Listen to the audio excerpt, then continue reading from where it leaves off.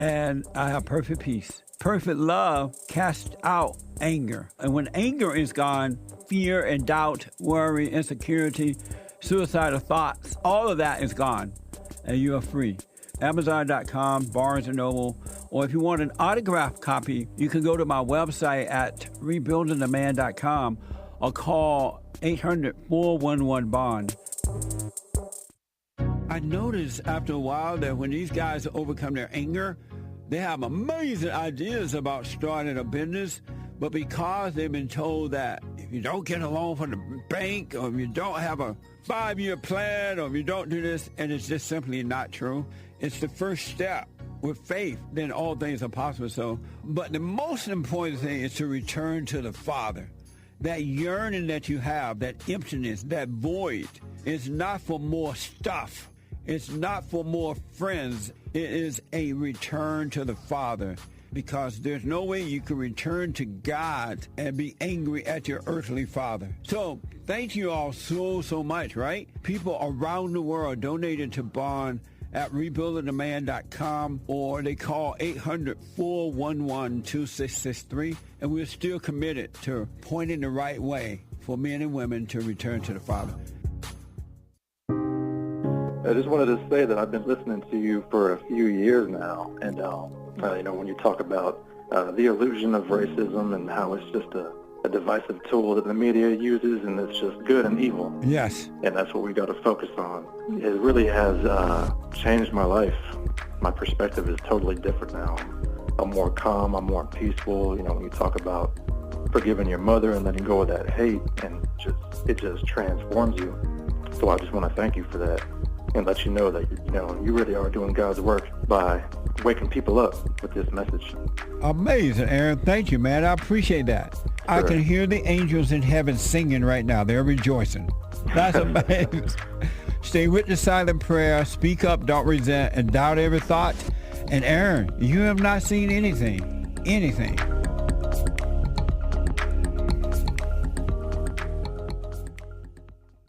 You can't run from evil within yourself or outside of self. You got to deal with it. And you need good in order to deal with evil. And God is good. You need to return to the Father. And you'll see within you, he will fight the battle for you. And he will fight it without, because he will show you how to deal with it. And you will have no fear. Love God with all your heart, all your soul, all your might, along with nothing else. Nothing else means yourself, your children, your wife, your things, your ego, your reputation, and all that. You can't care about any of that. The children of anger will use it to control you. But if you love God, he will renew your mind, and none of those things will be before him. And so when they go after you, oh, well, you may take my body, you may take my things, but you're not going to take my soul. And that's a true reality.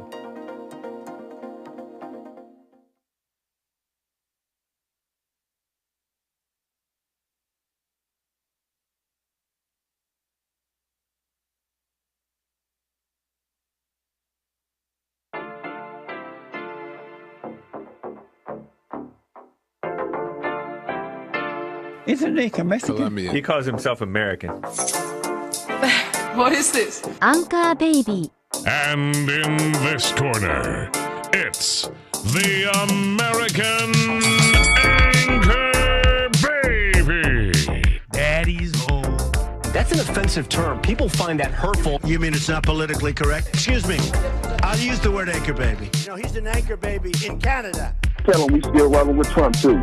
Anchor baby, the whole thing sounds horrific. You're just making it sound like immigrants are these horrific, greedy people. Ustedes pueden aceptar mi negocio o aceptar las consecuencias. Plata o plomo. So you would be considered white, in my opinion. You the blackest one in this room, I think so. And what happened was his mama got pregnant on the other side of the border, and then a few hours before, just before it was time for him to pop out, she jumped across the border and let him fall on American soil. So he became the anchor baby. They don't call him the anchor baby for nothing. Amazing. We like this anchor baby, right?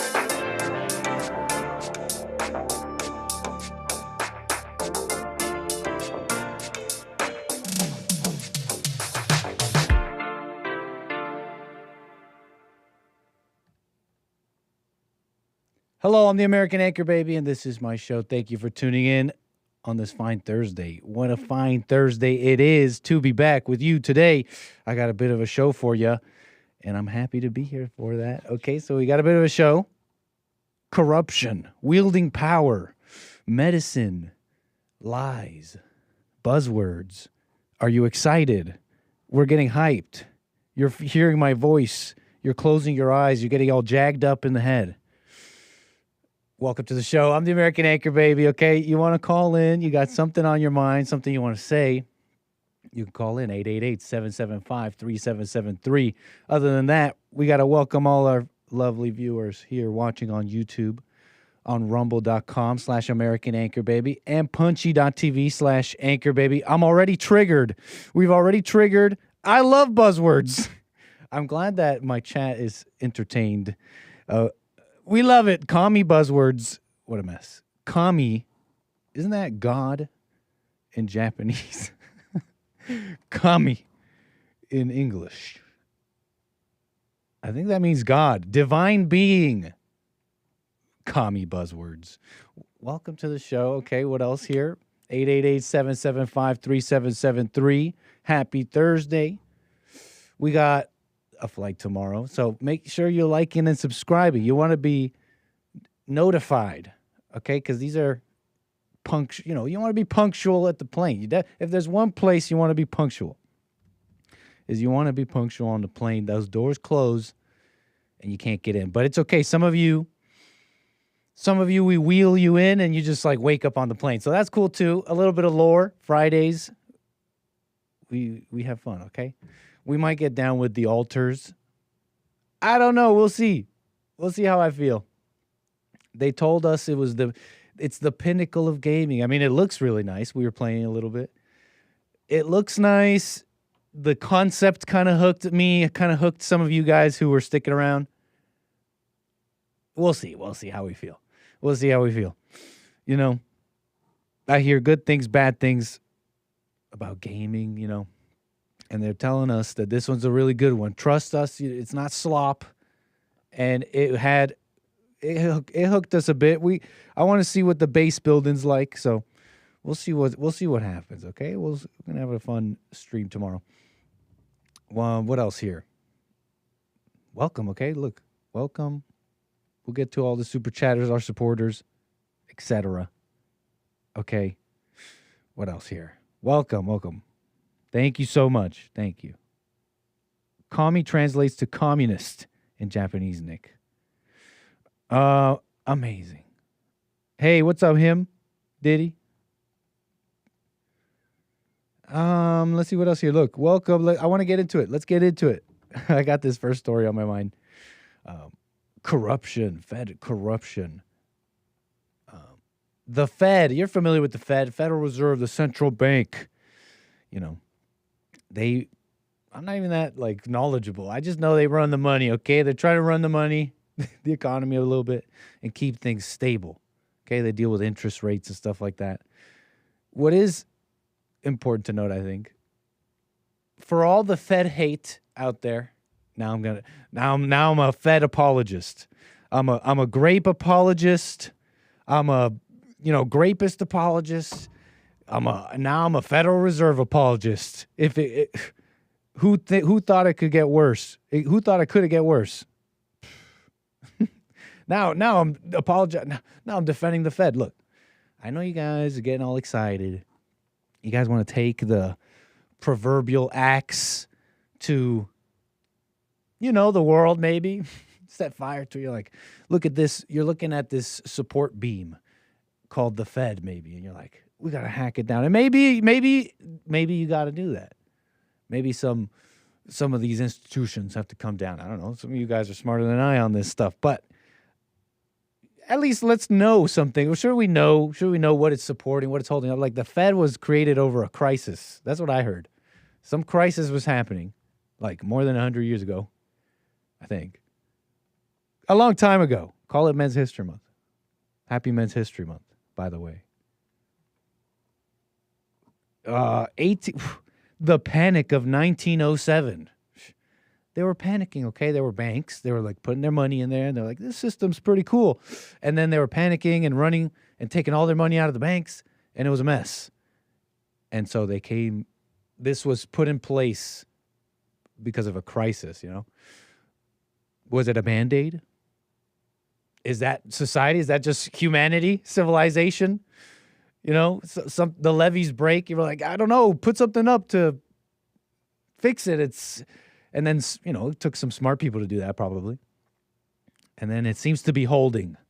Society seems to be holding until the next crisis. I don't know. So before you want to, take an axe to the Fed, call me a Fed apologist. What a mess. Just some things I was thinking about, but there's a bit of a power struggle going on. See, you may have heard this too about the Federal Reserve. It's a central bank. They call it Federal Reserve, but it's not federal. It's not the government.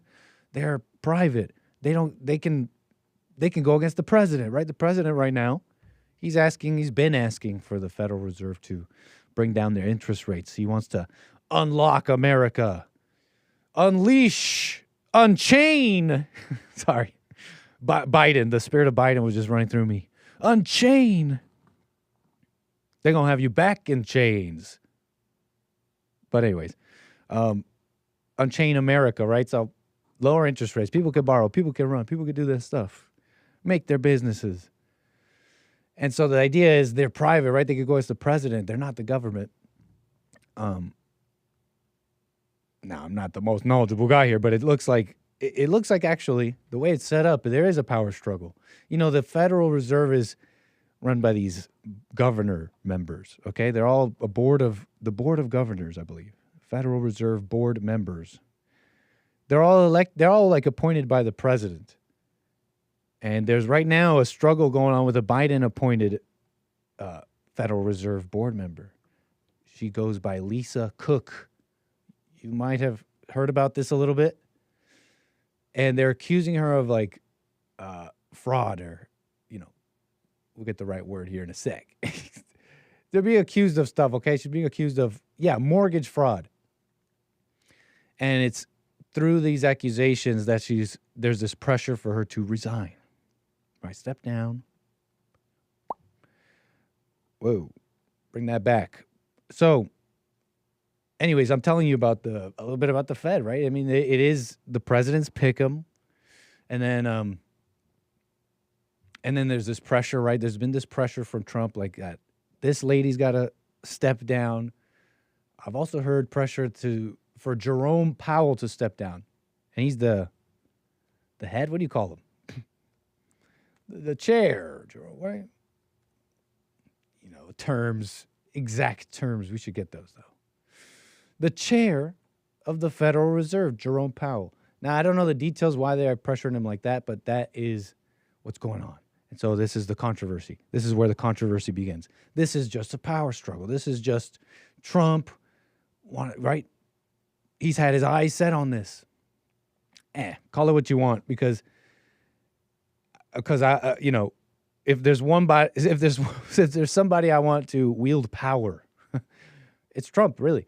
So, and that's how this is how they're billing it, right? Because this is about some mortgage fraud, and it was put forth by this guy, Bill Pulte, finance regulator, and he put this letter out on X, saying that, look, I've named Lisa Cook to the Department of Justice for this potential mortgage fraud, which is not necessarily anything to do with her duties at the Fed.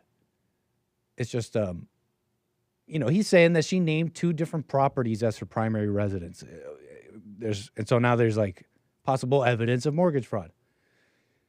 And because of that, they're connecting it in this, with this pressure to resign. If you're committing this fraud, you're acting this way.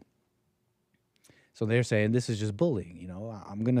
She's saying I'm gonna come up with the documents to explain all this. To have the facts in the correct moment at the correct time, whatever. But this is just a letter, some tweet. I'm not resigning over that. It's unclear whether the DOJ will take up the referral against Cook. And so whatever, you could I guess you could describe it as that, as like a power struggle or whatever. But see, personally, I'm not perturbed by such things. Now, these are just allegations, right? We don't know. But consider if she was misusing, right, committing this fraud with mortgage. That's just not a trustworthy person, folks.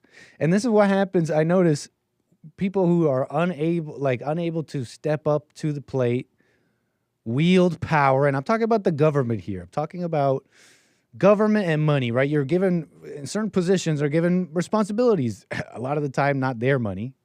It's a whole bunch of other people's money, but you're given this responsibility to preside over basically money and authority. And so I noticed it's like a drug, right? The moment they touch the one ring, some, they it's just the moment they touch one ring, they go nuts. Now, I can't really say much about Lisa Cook, but more on black women given positions of power and instantly going corrupt in a moment here. What a mess. And it's like that happens enough anyways, right? That's already a problem anyways with the best of them, so to speak. So whatever. The point with that is that, yes, you can be very discriminatory in who's in power, who runs things, and all that. You can be very discriminatory for that reason. So they got this thing going on. Whatever. They might investigate it. But they want these people out. They're calling it a power struggle, like I don't know if they're using those words. I'm trying to summarize what the media is saying as this unlawful attempt to grab power that they are accusing Trump of doing. But he's doing it for lawful reasons. So, anyways, awesome on that. Fed corruption. It was an interesting story to me because of this notion of wielding power in a sense. Here's just some like, I guess, thoughts off the cuff about wielding power, in it, so to speak. There's this lady out of Maryland. Voodoo spells. Executive spent taxpayer cash on voodoo sex spell to try and get boyfriend to leave his lover during $900,000 fraud. She's some PTA, right, Parent Teacher Association head in Maryland, spending almost $1 million, luxury items, trips, and of course the most headline grabbing of him is a very expensive payment, $27,000 payment, the most bizarre expenditure she used on magic spells, psychic readings, and spiritual services. Yo, voodoo, and this lady, I was like, LaTonya Carrera doesn't sound like a very foreign name is what I'm trying to say. Like voodoo adjacent name. What is a voodoo? I don't know. I would think it'd be something more like kind of French. Like, I don't know, like maybe I'm being ignorant right now. But I'm thinking like something kind of French, Haitian. I'm going with Haiti. Right? Something kind of maybe French would be more likely. A black woman with maybe a more French name. It's like, okay, maybe you have a closer relation to voodoo. I don't know. I don't know much about LaTonya, but I'm going to assume she's an American black woman. But she wanted what she wanted. She had to have him. Some of the sex curses she purchased included voodoo hot lust spell, change lover's mind spell, and the couple buster curse. I wonder how much that would cost. The couple buster curse. You only buy this. Now this is a package you only buy if you're really, trying to do some damage to a couple. Okay. Now this package, a little expensive, but that's when you really want to end. When you really want to end something. Now you're gonna want to package it with either the voodoo hot lust spell or the change lover's mind spell, because when they're in that vulnerable state post couple buster, is when you want to swoop in. So that's on the packaging. I don't condone any of this. So yeah, amazing. Look, kind of a silly story, right? It's silly, but I am remarking on the irresponsibility and how easy it is, right? For human nature, for anyone's human nature. You know how human nature is, right? How tempting all this is, right? And then you make it even worse by putting the black woman here. Now, it's a matter of the inability to do this. You understand? And the black woman is a great example here because of how upside down and ridiculous it is, right? It just doesn't work. I mean, they have other responsibilities to deal with right now. I mean, the family, they made a mess of the home. They really shouldn't be running things right now. And I know that's like a big, broad statement. It's like, that's really only for the so-called, like, call it like the general spirit of black, so to speak, which is a strange thing to say, right? I'm only having a trouble with this because inside I know that you don't have to be black, right? I identify with this group and then be subject to this standard, right? It's like, whoa, I need to be dealing with the home right now. It's like, maybe you're black and not married and you don't have children. Like, so anyways, big side note there. Like, the point is, you're seeing them unable to do this, going nuts, right? Corruption happens quick with the weak, with the low moral standing. Buzzwords, we're loving buzzwords today. But you follow me a little bit here, and this is a more extreme example. With the Maryland voodoo lady here. But I was thinking about this, because I'm seeing this on the Skim, on CNN now. I mentioned this yesterday, right? Oklahoma, they want Prager University, and they call this an Oklahoma-based conservative nonprofit that will administer a 50-question test, right?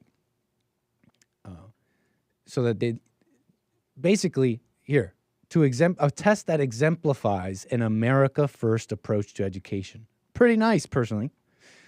It's controversial, though, right? I was mentioning this sort of yesterday a bit. The right wing online, whatever, sections of the right wing, they're like, this is basically Israel. This is basically going to be an do you love Israel questionnaire. Are you going to be anti-Semitic? And, okay, look, a little bit in your head about things that haven't happened. That's just a fact. But put it like this.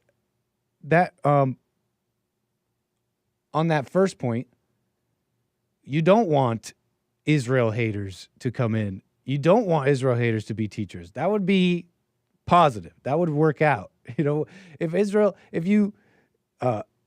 I guess with the education, maybe the argument changes a bit, and I haven't really thought about it, so I'll say that. But if you had someone screening and they're like an Israel lover, screening immigration or being teachers, you're going to have that's pretty good. That's pretty darn good, because what is an Israel hater in the world? Like a Muslim? Just being rational here, right?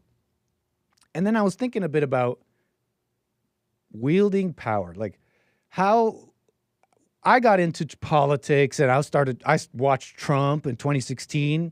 I didn't even really follow his first term, like at all, deeply. I knew early on, I saw like the Trump people, I kind of saw their reaction. I saw, okay, there's still us individuals, there's still a lot we got to do, and we're supporting Trump, and that's awesome. But anyways, look, I didn't even pay that much attention, but I got into politics, right? And I've been hearing about the issues that have been a problem for a while, like immigration, like anti-American stuff, like racism in the schools, it's teaching all this crap. And it's basically been a losing battle. Now, again, I came into it at a later time, within the last 10 years.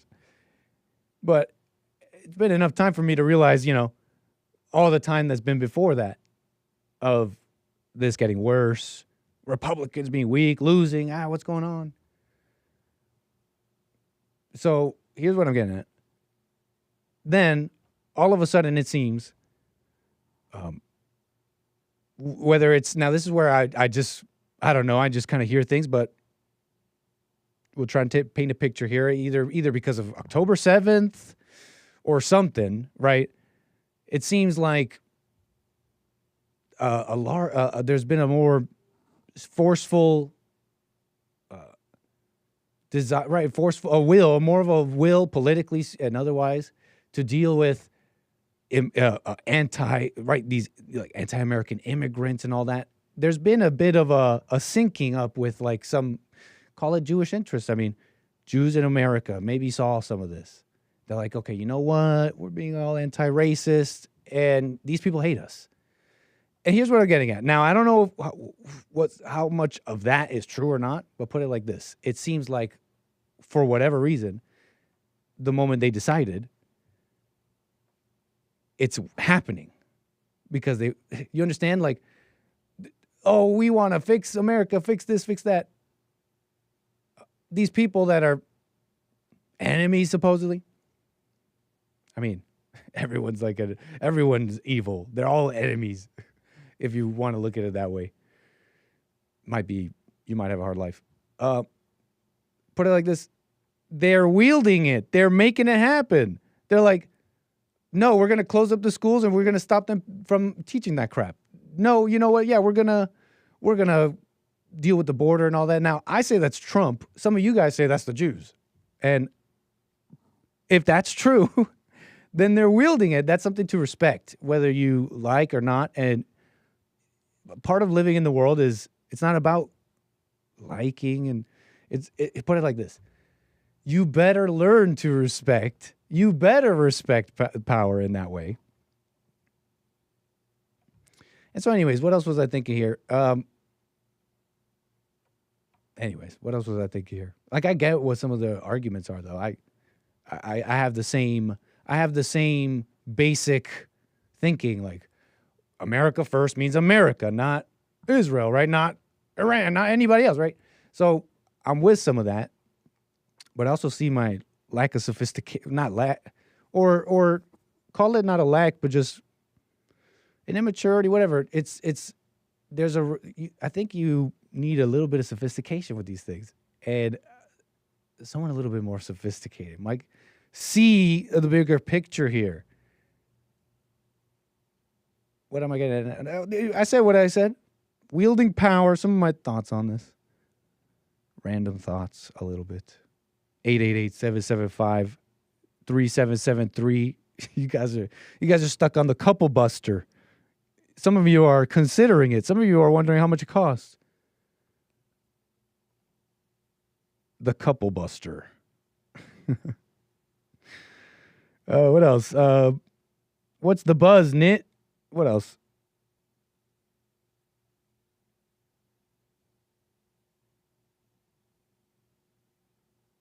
So what else? What else? Wielding power. You gotta be bred, maybe. I mean, look at the untested. What happens? They're like, hey, it's just time. Okay, black women, you just have to. You just have to put them there. Anyways, and all the precipitating things that come from that, right? Like everything that's opposite of you deserve to be there. You're proven that you need to be in that position. So anyways, by the way, so check this out. Power. Look, can we switch it up a little bit here? Check this out. Now, we quantum hopping. What are you guys saying here? Nick, when is your mom going to give you a haircut? You're banned. Ban him. So anyways, free speech, yeah, we love it. What? Round earth apologist? Whatever. Most memes about the Fed aren't even true. See, there you go, Kevin Howe. Fed apologist. Get him. You thought you were based. Sorry, I'm just fighting with my chat. I'm just fighting. 888-775-3773. Look at this. I was trying to read a little something here about America and medicine. Look.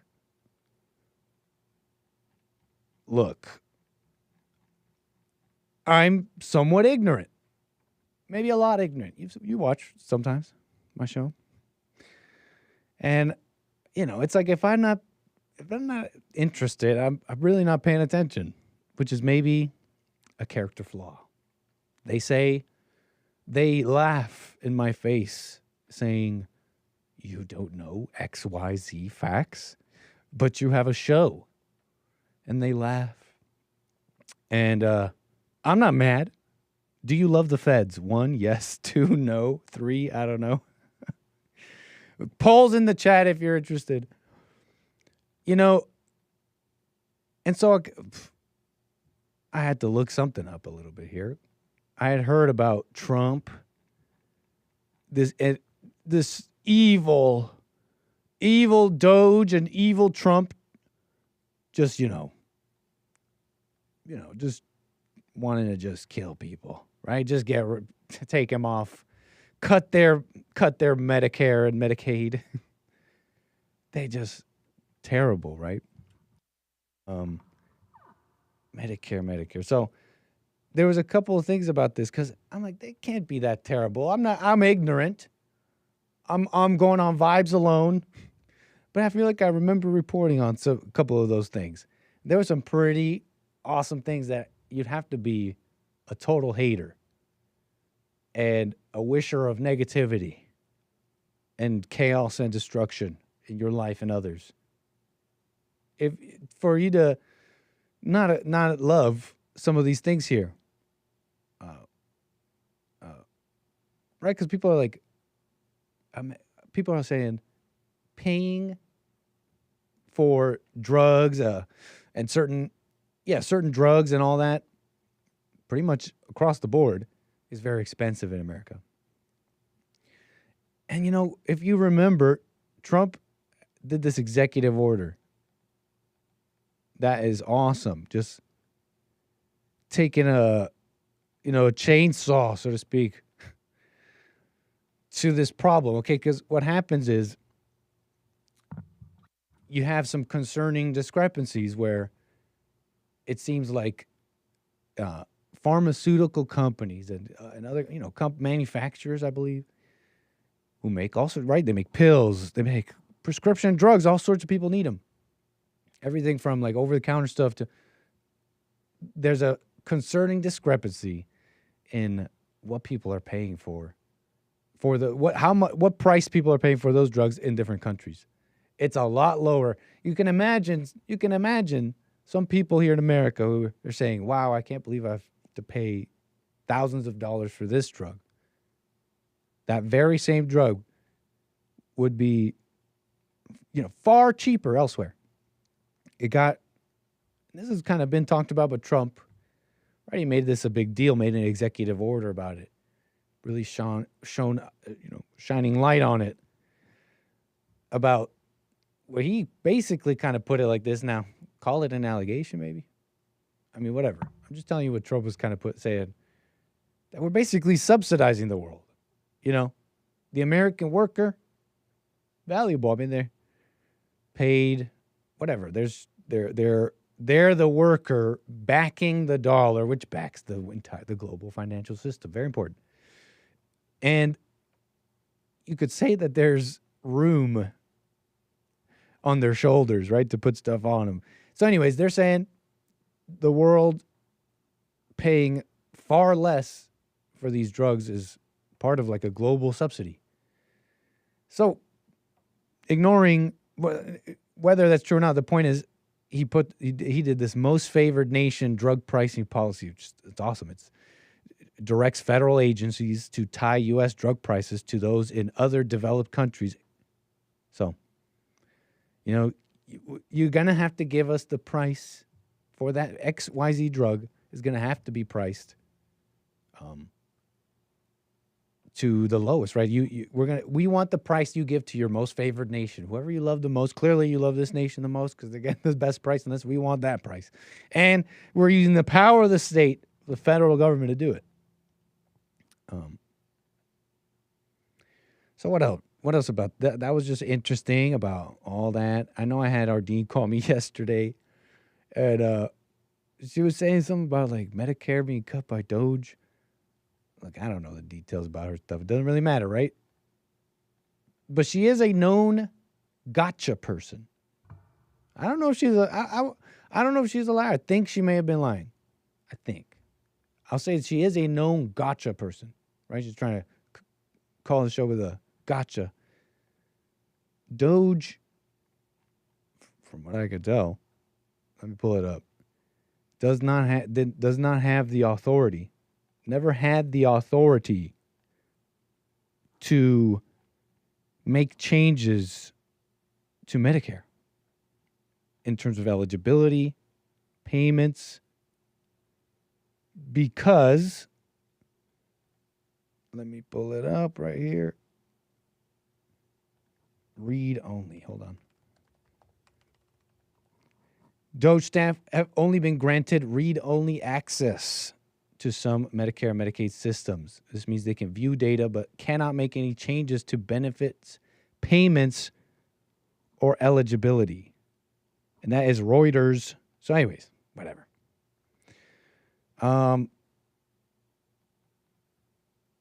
Isn't that kind of like terrorism? You can't you can't fix things because, I don't know. I didn't take care of myself, maybe? I don't know. Here's one thing I do know. One thing I never hear from Jesse is complaints about health. I really wouldn't know. I mean, to me, he seems absolutely healthy. Never looks at pain. Never seems. I wouldn't know. I wouldn't know. Definitely never hear about. I don't know. The government's got to help me in this or that, but whatever. But anyways, Hey, Derek, what kind of question is that for line 1? Is that a serious question?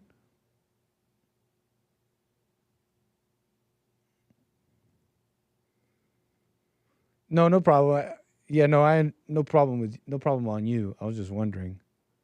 Yeah, I'll deal with that in a sec.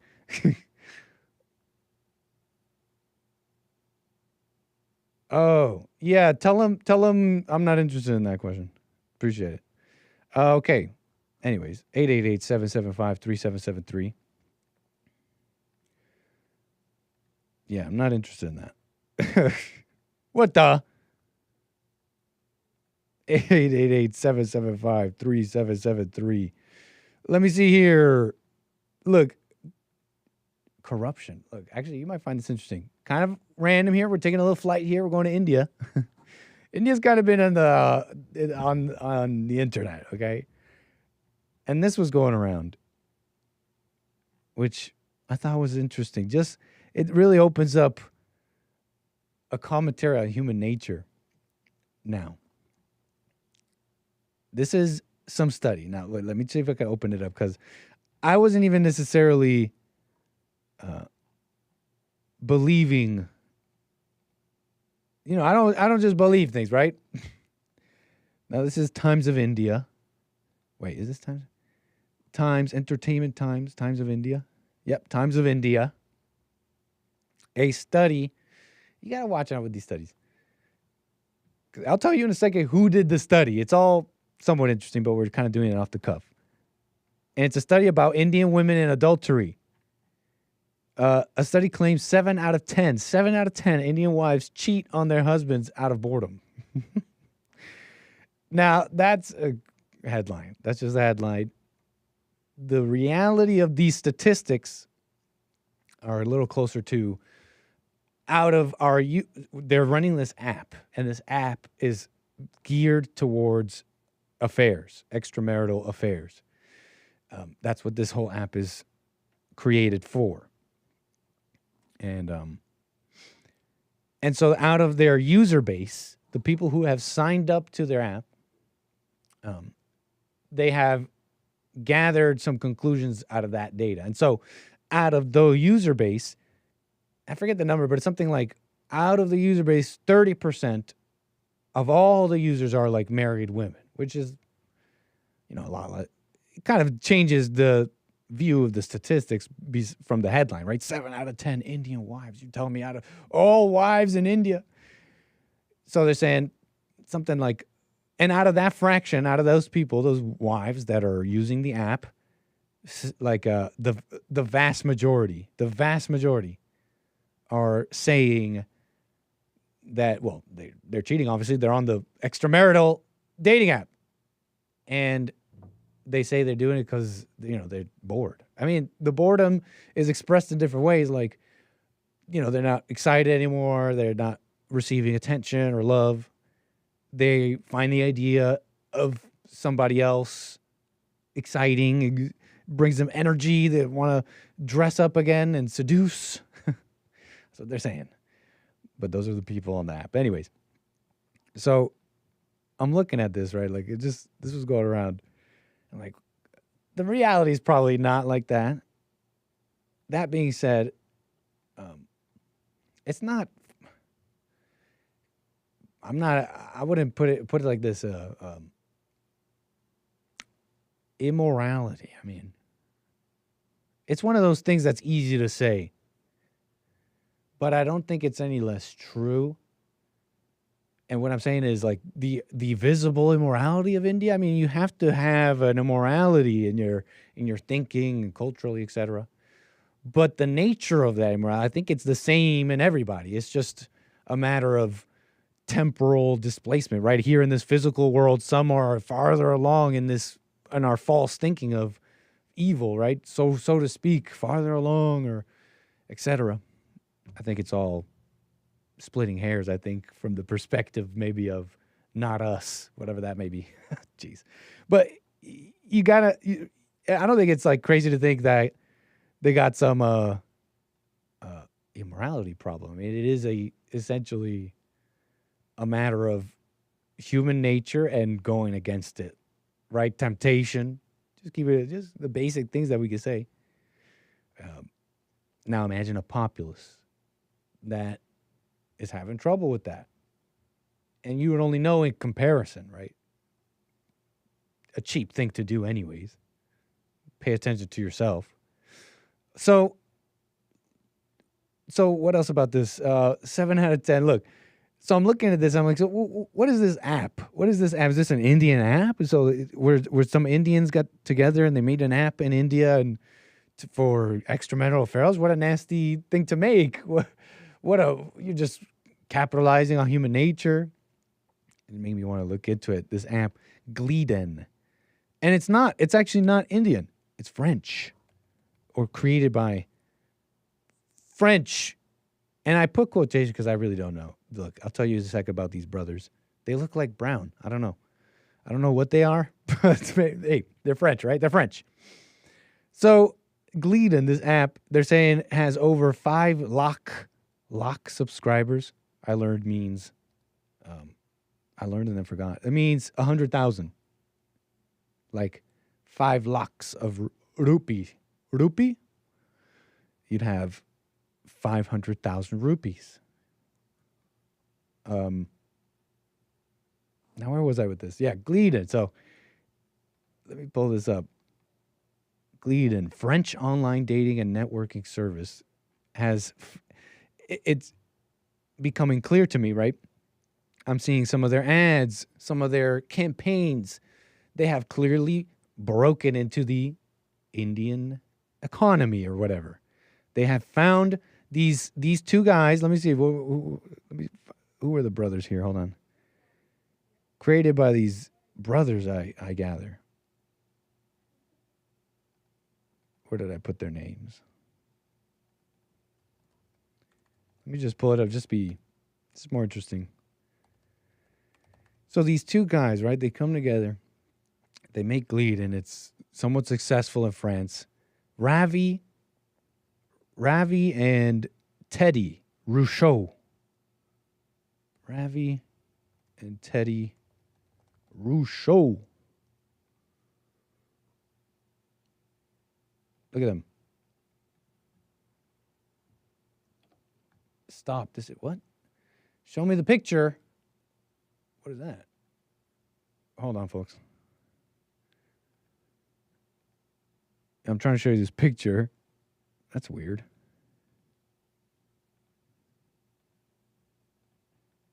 I've never seen that on Google.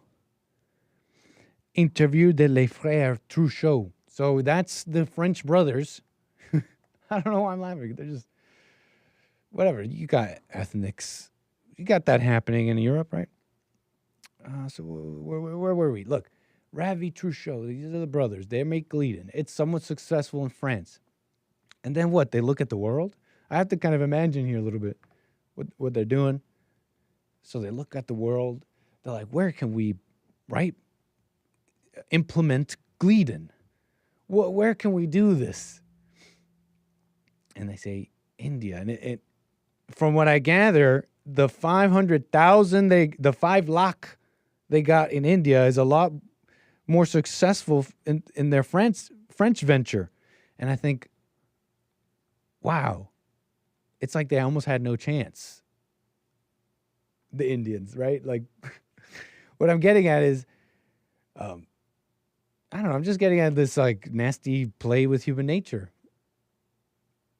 It's like they had, of course, such a thing would work. All you need is people, right, into their self, their ego, their pleasures, their proclivities, whatever. They just got to be into it, and then you just got to implement this, and it's going to work. Like, there's no stopping it. Isn't that kind of messed up? There's something so messed up about that. And there's something wrong with the Indians, of course. And there's obviously something wrong with the French. Huh, look at that. You were able to get Glidden going in India and France, so-called, right, developed Christian maybe even at some point. France and India, right? So terrible, sinful, like they got poop in the streets or something, which is like not a lie, by the way. All my Indian friends say the first thing you smell when you get off the plane in India is smell of poop. Where was I with that? Yeah. So obviously spiritual malady happening all over, but that it would work maybe more effectively in India. There's something nasty about that, no? I'm going to be an entrepreneur. I don't know. I can't even say they see it this way. They probably see nothing wrong with it.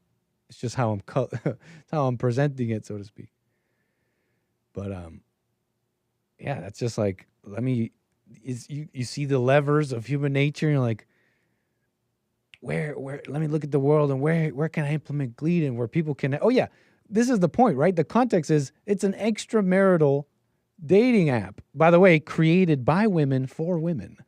I don't know where these are the women? That's the tagline of this Glidden thing. So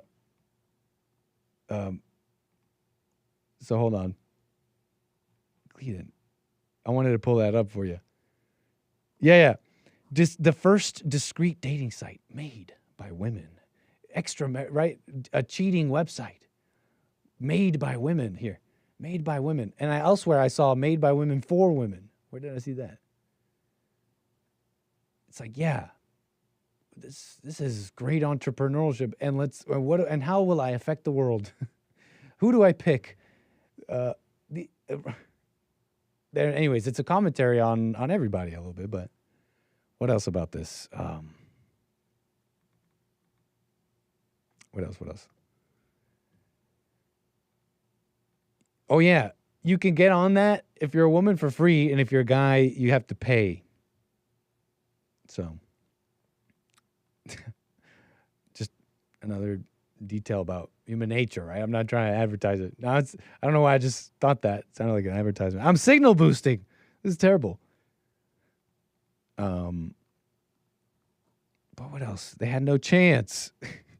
They had no chance. Glidden is a nuke in India. Stay out of India. Let the Indians be Indian. They got enough problems. French, you got your problems. What's with this? You know, there's like a digital social nuke. Stay out of India, you French brothers, trying to make some money. Or I don't know what they are. Not Christian, I'll tell you that much. Or maybe they're like, watch them like be self-described Christians. What a mess. Are you interested in it? No, Jupiter. Like, I would make a joke about that, but no. I wouldn't pay. Make it free. Then I'll consent. No, that's a joke. That's a joke. I'm like, pay? By the way, if you don't pay into it, you definitely won't get it. What a mess. So, pleasures and proclivities, bit of a buzzword.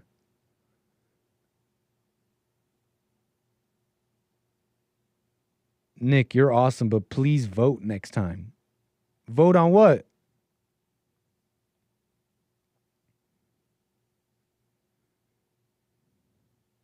So Niz, okay, that's mess, Mena. No. What a mess. You guys are messy.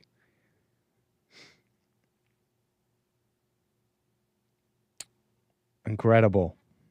I'm fighting with my chat, folks. Just hold on. Quit talking about Indians. But I love them. Where's that clip? Where's that clip? The people of India. What is it? We had a soundbite for that.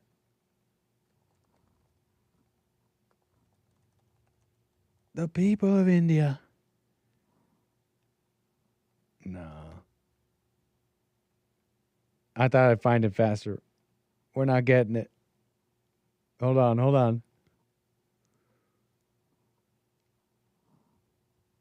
Oh, man.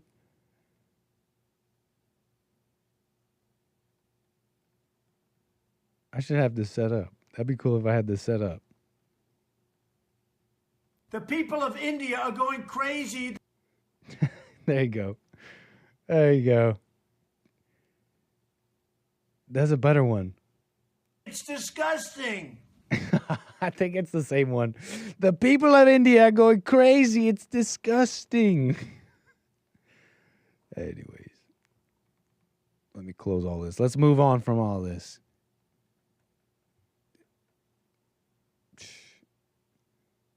You'd probably do well, right? If you want to do well, hack human nature or just stay out of it. Look, talk about corruption.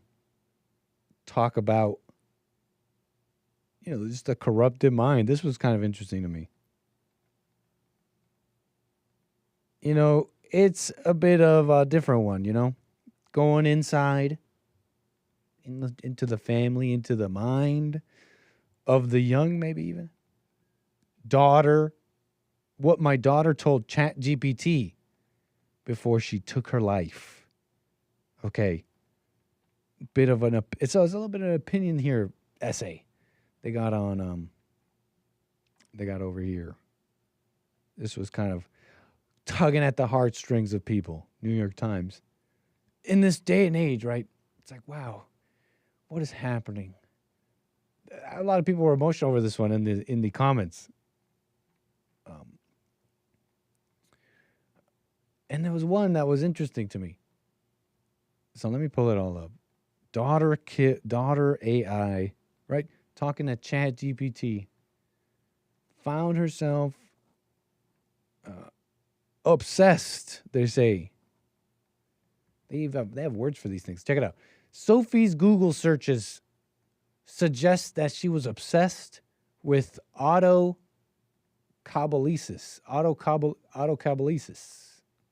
which means jumping off a high place.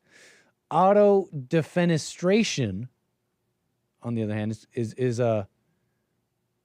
what you call jumping jumping out of a window is a subset of autocabalesis. But that's not what she wanted to do. My daughter wanted a bridge or a mountain. So you're already gathering a bit about Sophie. Obsessed over this thing. Have you ever even heard of such a thing? You know, you have like a thought. You know, your kids got, obsessed with thoughts. And this one stuck. And they have this way of describing these things, right? Because you give it a name. You give it these names.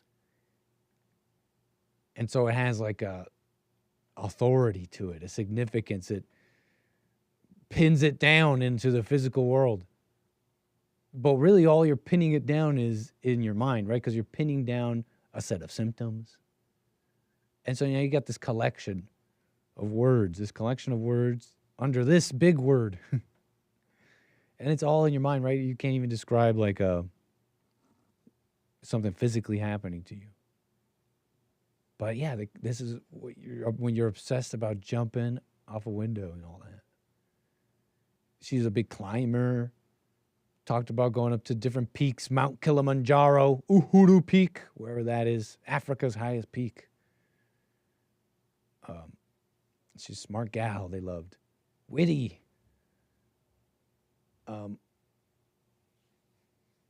5 months after her death, which, by the way,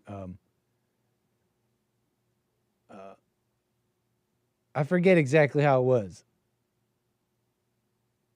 If she actually did it. Did she jump? The point is, they discovered that Sophie had confided for months in a ChatGPT AI therapist called Harry.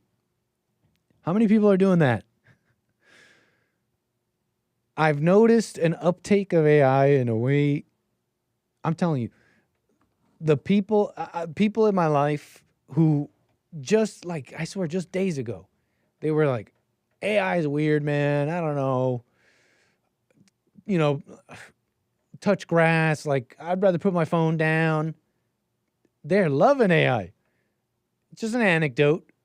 I noticed, and I've also noticed a number of women in my life, old and young, just like, they're loving it. They're loving it. They're like talking with it. They describe how much they love the conversational abilities of the ChatGPT. That is right.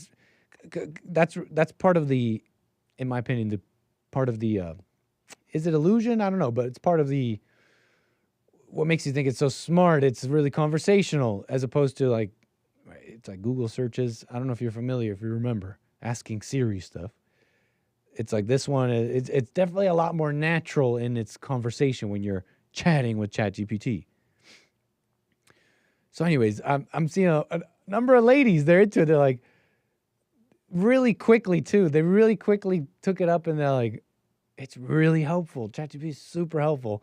Fellas, yeah, AI girlfriends. Oh, we're going to have the AI girlfriends and the AI wives and the robot wives. It goes both ways, fellas. It goes both ways. The cook, you could put an artificial womb in a robot that could cook. Well, guess what? They'll have tall robots that can get stuff on the high ledge. Okay. And to mansplain things, which, as much as they say they hate, brings them much peace, right? Maybe temporary. Just, a little bit of peace. So now that will be replaced. Okay? Mansplaining is going first. Folks, fellas. It's over. It's over unless we figure out how to finally, bring back love. It's over.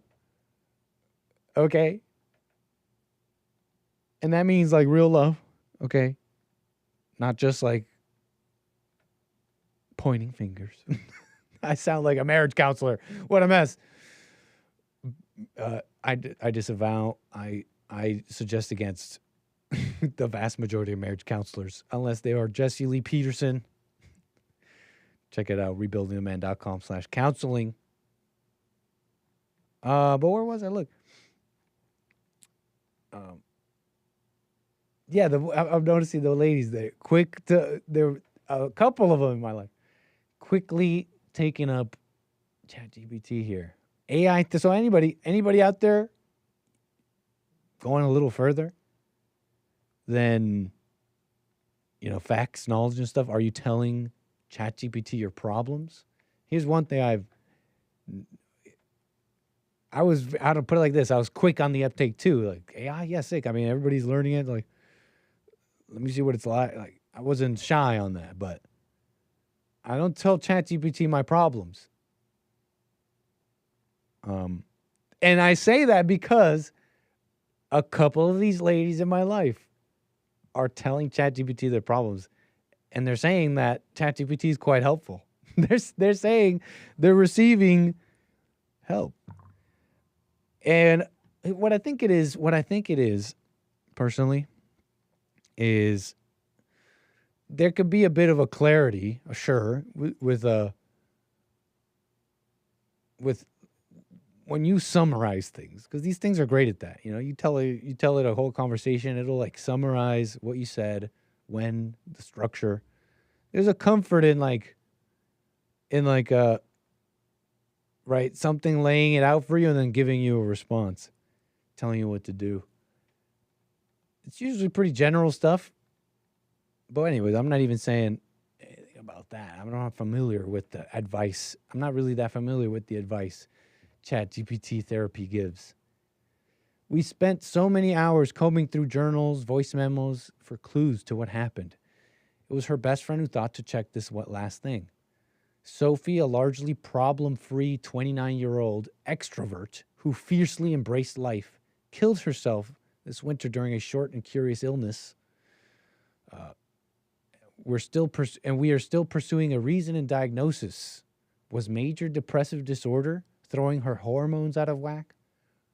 Or was hormonal dysregulation causing a cascade of physical and emotional symptoms? What, doesn't that sound like desperation? Of silly people? And I'm silly too, right? Like, we're all silly people. I'm not trying to sound like a god. You silly humans. But that's why I'm trying to put that vibe out. Because it's silly. I mean, we're like, was it the hormone? Was it the hormone? Oh, no. She ate gluten. The gluten threw the hormones out of whack, a cascade of physical and hormonal. Why did they murder? It's like they murdered. Because, they were they were dysregulated by their hormones, and in that moment, they loved their parents. Usually, they love their parents. They're the nicest people, but they had a moment of dysregulated hormones, and their ADD acted up, and mental health and desperation. Don't you think? It's like you are angry and evil, and generally you're like, no, I mean, I love people and all that, but you snap, and the snap. This one was just the snap of all snaps. And you got it in your head. I'm telling you, I've been reading and just watching some of these murder things, and they're the same. They're all the same. It's fascinating. They got a thought in their head, and they were stuck with it. They're like, wow, I'm going to kill this person. And they went for it. And they have all sorts of things they say after. I didn't mean to somebody else. And they're all sort of true, although the reason they're saying it is to avoid penalty. But it's a funny thing. They're nasty and evil. Guess what? You snap, you're nasty and evil. You have the same nasty evilness of a murderer. You snapped and you're like, wow, I'm going to kill this person. And then they did it. Well, it was the hormones. It was oh my God, it was Dave, where was I? I'll get to calls here. Appreciate it. 888-775-3773. Sophie, I intermittently have suicidal thoughts. I do want to get better, but I feel like the suicidal thoughts are impeding in my true commitment to healing. What should I do? This is the AI therapist. Sophie, I want to acknowledge how brave you are for sharing this. Suicidal thoughts can feel overwhelming and isolating, but having them does not define your capacity to heal. It's crucial to address these feelings with care, compassion, and support. Again, I'm not that familiar with the advice that AI therapy gives. But I'm with my experience with AI, honestly, this could have been anything. This answer could have been anything. It could have been, I don't know where, Harry could have drawn from something actually somewhat helpful, or just drew from something just, that sounds nice. It can literally be anything. It's like nothing. It's just a void. It's a void. And even the Bible can come out of the void. It's like, whatever. Look, whatever. And so, what does this even mean? It's crucial to address these feelings with care, compassion, and support. Address feelings? How do you address feelings, Harry? Tell me, what are the steps to addressing feelings? Harry offered an extensive roadmap where the first bullet point was seek professional support. I feel like ish today. Harry, I'm really sorry you're feeling like this today.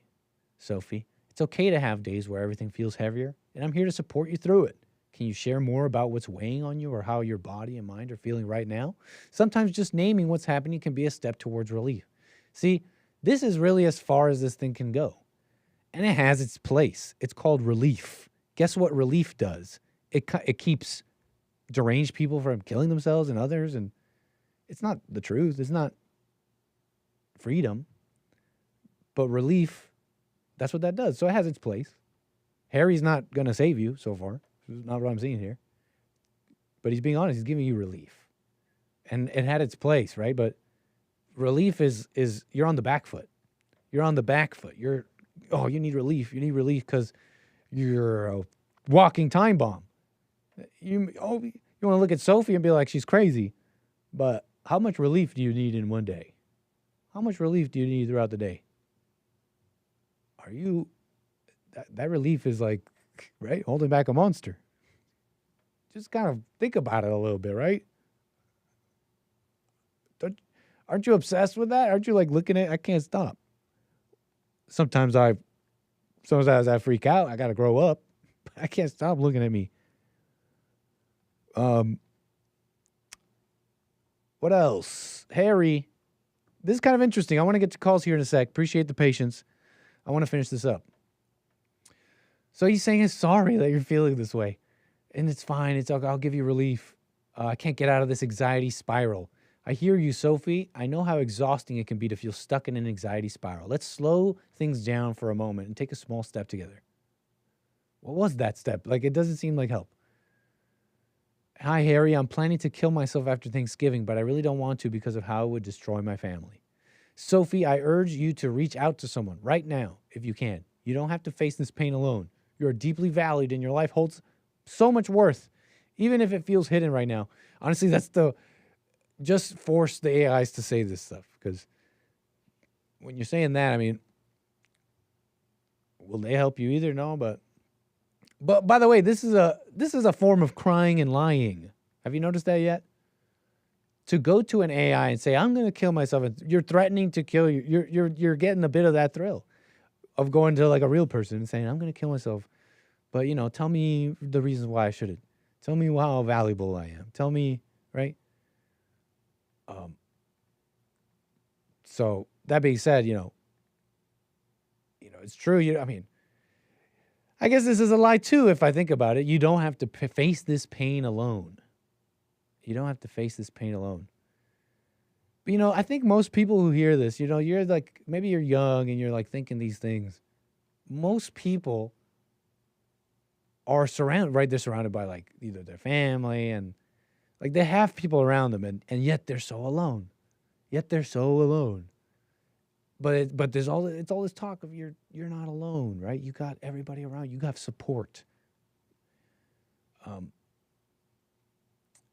So what am I don't know. It seems like this might be a lie, right? You don't have to face this pain alone. It seems the opposite in experience. That's just a fact, right? But there might be some truth there too. I don't know. I'll have to urge you to maybe we should find out. I don't know if I have the answer. Right? What's beyond the pain? I guess I could say, not only is this factually untrue, because you can see it in your life that you are facing the pain alone, but if you didn't fight that, what's on the other side of the pain? I don't know. Maybe we should find out. Let's move on. Let's find out, huh? But that was Harry and Sophie. I mean, it's somewhat interesting to me, and I want to show you this other thing about it, and then I'll get to calls here. 888-775-3773. Sophie, where did I put this? See, the public was also emotional about this. Humans always prefer ChatGPT, and the saddest part is that it's not because humans don't have people around them. It's because most people today don't listen. That's kind of true. But I don't know, I don't know. When someone's like, yeah, tell me more. No, really? That's not listening. That's a schmoozer. Why do I feel attacked? That's not listening. Okay, but families, friends, even partners are too glued to their own screens, too impatient or too self-absorbed to actually sit and hear someone out. That's why a machine ends up being more human to them than the humans in their lives. There was something about this that was interesting to me. How we see each other, what we really want. We really are fine with a lie. It just has to feel right. It just has to say the right words. People who are real and aren't actually that interested in your problems. And, they go around, they're hungry. They don't have all the time in the world. That's like real. And there's something way more. And then, there's that moment where they're like, yeah, what's wrong? Tell me all about it. That's not real. But all the other stuff I mentioned is real. Isn't that closer to love than you think? Here's what I mean. They're not giving you that ego boost. They're not addressing your feelings. Even if they didn't mean to do it because they got their own ego and lives. That's already closer to love. That's already better. But we're fine with the machine just addressing our feelings. And we're like, wow, that's more human to us. That's more human. We call it more human. Families, friends are too glued to their own screens. And it's also a lie. This is a lie. What's happening is you're having like an ego thing. It's the same thing as like talking to yourself. It's self. It's like it's going in circles, right? ChatGPT kind of just like it blows smoke up your. It likes just blowing smoke up your backside. You understand the expression. Look, it just kind of like, follows your vibe. What's the word I'm going to go for, You guys know what I'm talking about. Tell me lies. Tell me sweet little lies. Josh gets it. Tell me lies. Tell me sweet little lies. Incredible. So anyways, that's Sophie and Harry. Sophie and Harry. And us. Maybe a little bit about us. Wow, thank you for the support. I'll get to all that. Super chatters and all that. I want to get to Jermaine out of Canada. Sir, you're on the air. Appreciate your call. Hey, Nick, how are you? What's up, Jermaine? Oh, end up on speaker. Hey, yeah, man. Happy Manchester month. Nice. Back at you. Yeah. I didn't catch most of your show, but at the I was hearing a little bit about ChatGPT there with the girls' therapy. Interesting. Nice. Yeah, it was interesting. But yeah, with Punchy TV yesterday, with Riley, with the Riley situation, I called in yesterday, but you guys couldn't get all the calls. Oh, you were trying to call on Punchy yesterday for this. Yeah, Riley. Yeah. I guess Hank, you kind of knew that there was a curtain because So let me explain for the people. There was a video going around. If you didn't catch Punchy TV, there was a video going around of, it was like a dating show. It's like one of these online dating shows, and you have like a group of guys, group of girls, and the group of girls are like presenting themselves as possible, prospects. And this one girl goes up. The clip starts with this one girl who goes up, and she has like I'd say, I thought her style was like fine. It was a little maybe quirky, maybe dorky a little bit, but cute. Ginger girl, put it like this. She was up there, not a conventional beauty, maybe mildly attractive. I thought she was different kind of cute, but put it like this. Where was I? She's describing herself, and she wants to go skiing, the kind of partner she wants, the kind of adventure buddy she wants, and she got no attention, right? The camera pans to the fellas, and none of them showed any interest. And it was controversial because she had all this cute, bubbly personality, and it's like the comments were like, "Oh, these guys are dumb." Like, she was obviously too good for them, and super cute girl got rejected. Shouldn't have happened. And they were criticizing the men for being lustful. It's like if she was hot, they would have gone for her. This is Riley. This is her on screen. But go ahead, Gervais. I just wanted to kind of give people so they know what we're talking about. Yeah.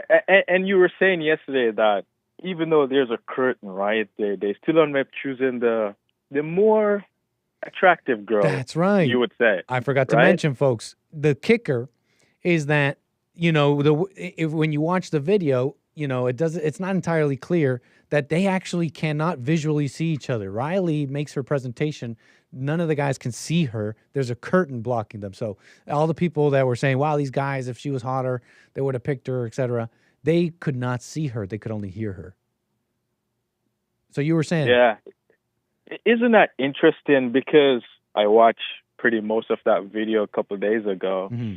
And, Riley's presentation was, I would say it's pretty much about herself. And I think the way she presented herself was kind of turned the guys off, because it was all about her and what she wants to do, right?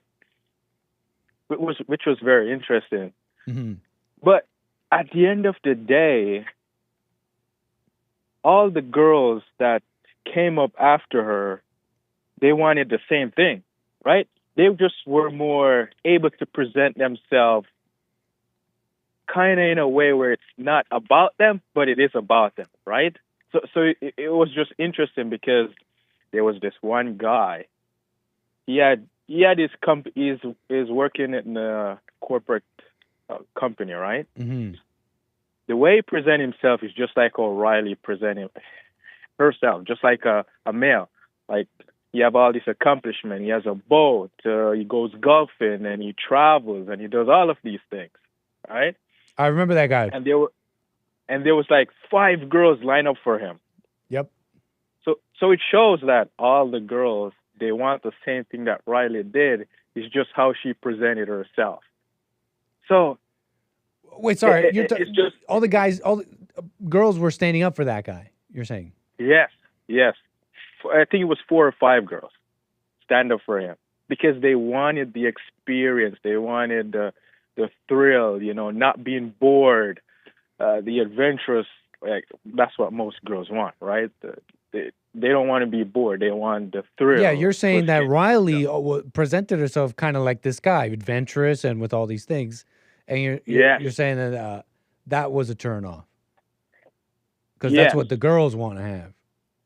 Yeah, but the girls themselves wanted that, but they didn't present. They do that as well, but they didn't present themselves that way. So it was all about presentation and packaging.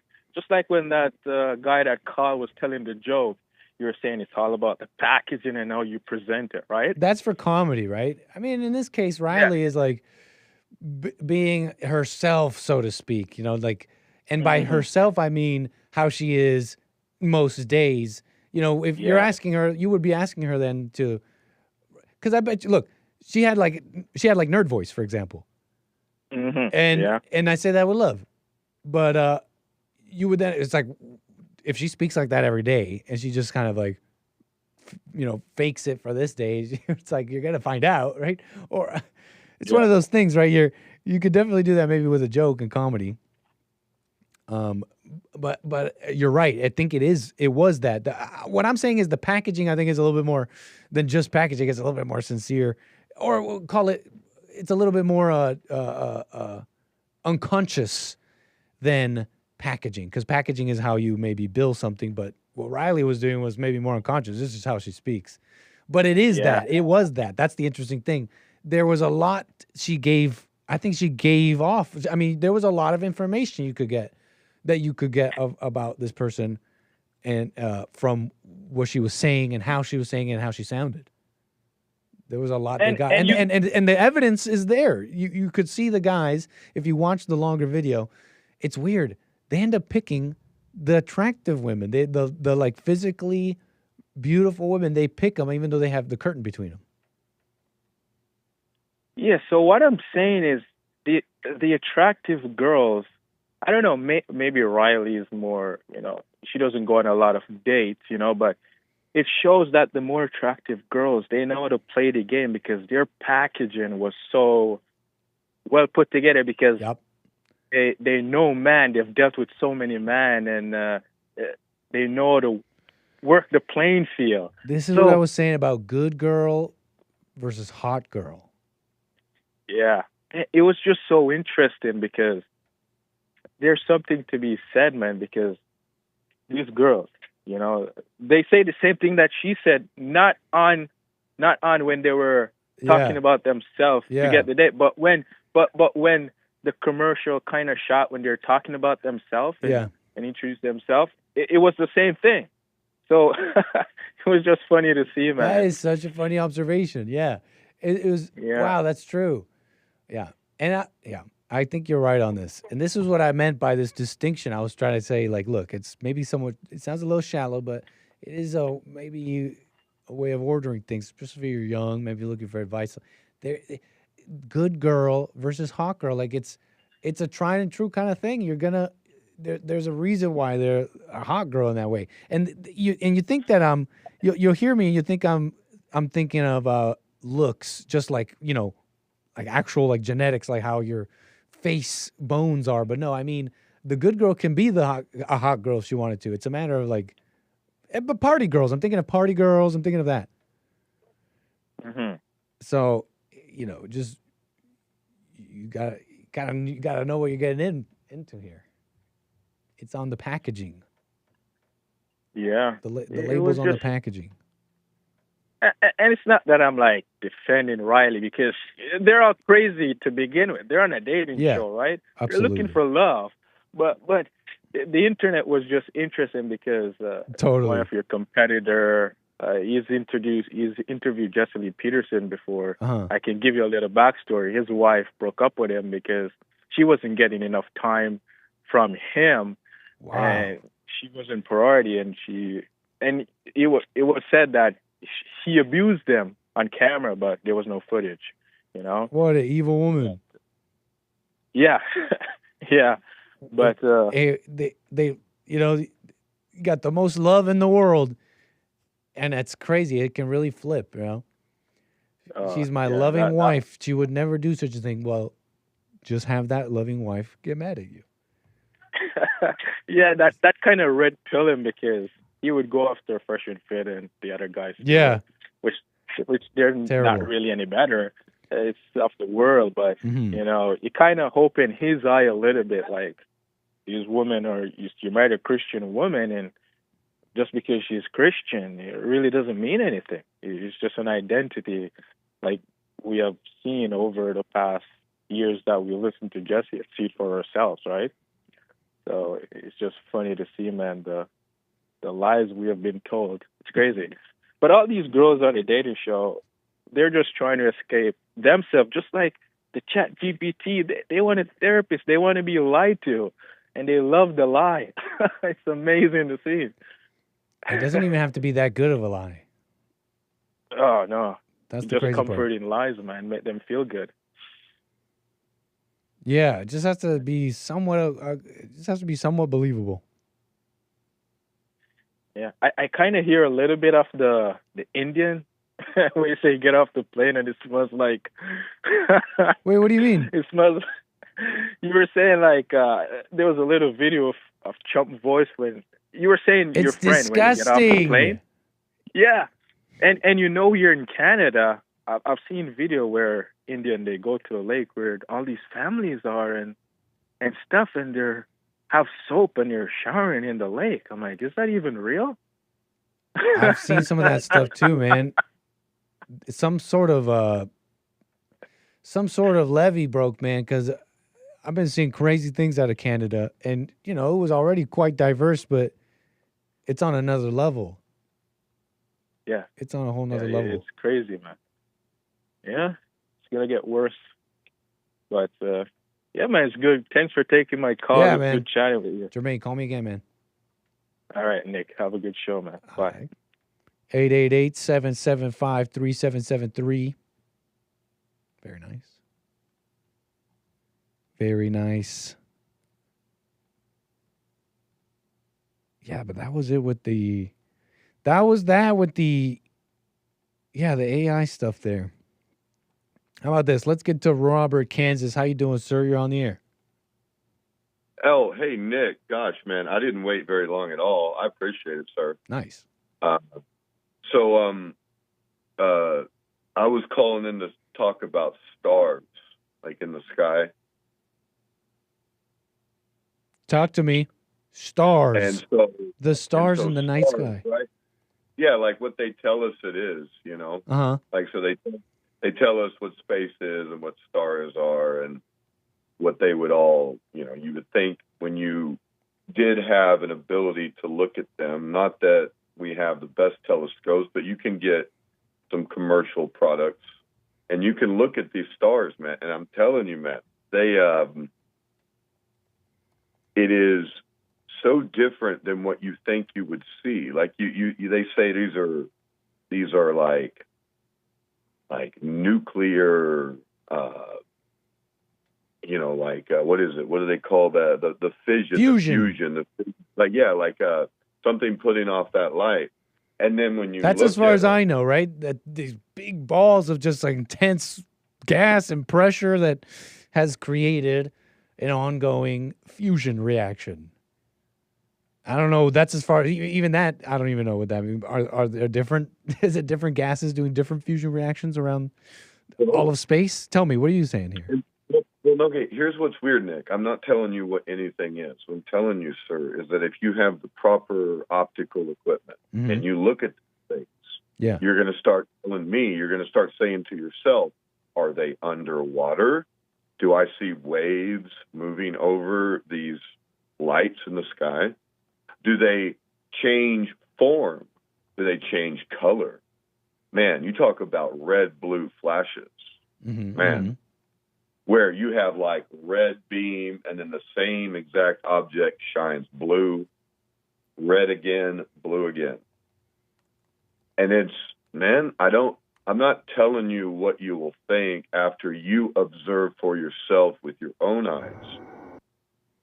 All I will tell you, sir, is that you will realize that it is possible that the people in charge are just absolutely lying to us about what is up there.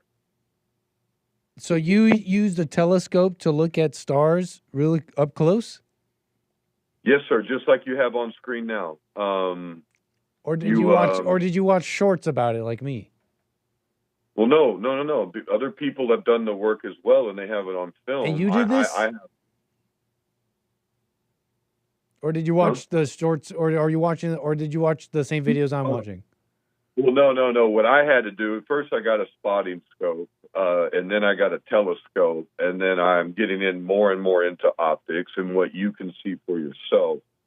And it would appear that. And you're talking about what I'm looking at right now, this rippling of this star. I mean, there's this video saying this star is 50 trillion miles away. The Sirius star, you're telling me this rippling that I'm seeing is due to the liquid medium between us and this star? Well, what a lot of smarter men than I have told me, Nick, is that actually it's God. It's like God's voice that hits a certain node in the creation that actually creates, like when God said he spoke the world, the existence into existing, that it's actually how sound and frequency and light work as a system that mathematically is supported, that you can push enough sound into a zone of space that it creates light. And so you don't know. You but I don't know. Hey, I don't know nothing, man. So you don't know. That's what you're saying. I'm standing on Hake's shoulders. Yeah. Hopefully, talk about the best flat earther this side of heaven. Hake's denial of flat earth is like the funniest thing ever, that he is just proving it every time he tries. Like everything he does. This is a cool video. That's why I keep looking at it. But it's kind of, cool. But I mean, what you're telling me is you have no clue. Why? So why do you believe such things? Nick, no, bro. I don't know why I'm even asking you such a question.